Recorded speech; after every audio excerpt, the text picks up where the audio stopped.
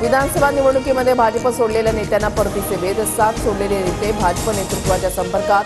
कोकणातील एका नेत्यानं बावनकुळेंची भेट घेतली। संजय काका पाटीलही भाजपत परतण्यासाठी इच्छुक, सूत्रांची माहिती। संतोष देशमुख हत्या प्रकरणामध्ये न्याय मिळवण्यासाठी आज जालन्यामध्ये जनाक्रोश। देशमुख कुटुंबियांसह जरांगेही मोर्चामध्ये सहभागी होणार। देशमुखांच्या मारेकऱ्यांना फाशी देण्याची मागणी। पुण्यात मोक्कामधून सुटलेल्या कुख्यात गुंडासाठी येरवडा परिसरात रॅली। व्हिडिओ व्हायरल झाल्यानंतर पोलिसांनी आरोपीची धिंड काढली। आरोपी गणेश कसबेसह 9 जणांची धिंड। 8 दिवसांचा वेळ द्या, प्रदेशाध्यक्षपद सोडतो, चांगला माणूस शोधणं अवघड असतं, जयंत पाटलांचं वक्तव्य।